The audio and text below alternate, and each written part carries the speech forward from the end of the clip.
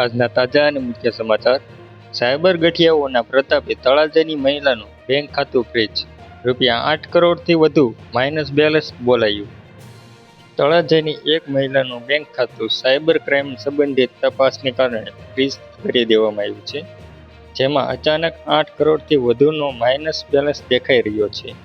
Police સૂચના પર bank ખાતું ફ્રીઝ કર્યું છે, જેના કારણે મહિલા પોતાના જમા પૈસા પણ ઉપાડી શકતી નથી અને હાલાકી ભોગવી રહી છે.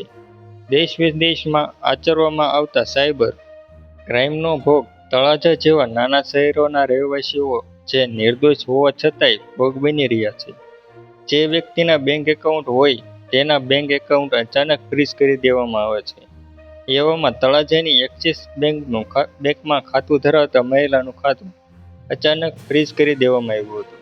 તેઓએ બેંકનો સંપર્ક કર્યો ત્યારે ખબર પડી કે તેમના ખાતામાં હાલ -8 કરોડથી વધુ રકમ બોલે છે.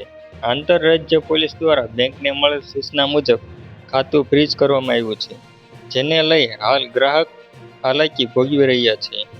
હકીકતમાં તળાજાના દરબારગઢમાં રહેતા સુખી સંપન્ન ખેડૂત પરિવારના દિગ્વિજયસિંહ વાળાના પત્ની સાયબર ગઠિયાઓનો શિકાર બન્યા છે, જેઓ અહીંની એક્સિસ બેંકમાં સેવિંગ એકાઉન્ટ ધરાવે છે, જેમાં તેમના ₹4.5 લાખ જેટલી રકમ જમા હતી.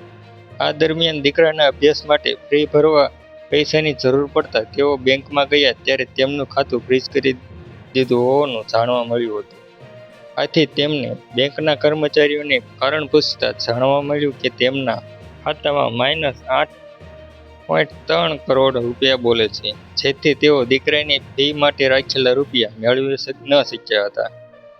ખાતાધારક મહિલાએ આખા વર્ષનું બેંક સ્ટેટમેન્ટ કઢાવ્યું તો તેમના ₹16 લાખનું ટ્રાન્ઝેક્શન થયું હોવાનું જાણવા મળ્યું હતું. સાયબર ફ્રોડના મામલે પોલીસ દ્વારા બેંક ખાતું બંધ કરી દેવામાં આવ્યું છે.